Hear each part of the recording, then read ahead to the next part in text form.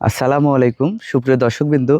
এই মুহূর্তে আমরা আছি আমাদের নিজস্ব যে আম গাছ বা আমের বাগান, সেখানে আমাদের আমের ফলনটা দেখাতে যে কেমন হয়েছে আমাদের আহ, এবারের এবছরের আমের ফলন।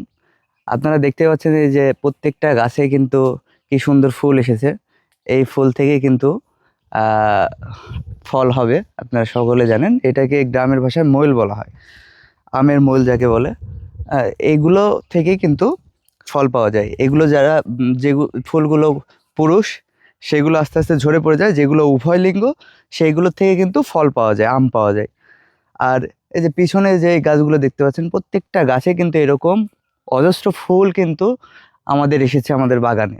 তাই এবারে আল্লাহর রহমতে বলা যেতে পারে যে এবারে আমের ফলনটা আলহামদুলিল্লাহ খুবই ভালো হবে, আশা করা যায় আর কি।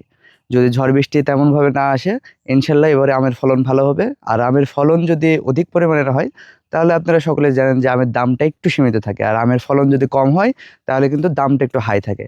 তাই সকলে কীটনাশকবিহীন এই গাছগুলো যেগুলো দেখতে পাচ্ছেন, এগুলো কিন্তু একদমই কীটনাশক ছাড়া প্রাকৃতিক নিয়মে জৈব সারের দ্বারা কিন্তু এরকম এই যে সবুজ পাতা বা এরকম কিন্তু কি বলবো এটা, একদমই কিন্তু কীটনাশক ছাড়া, কীটনাশকবিহীন কিন্তু এটা গাছ আমাদের এই বাগানের চাষ কিন্তু।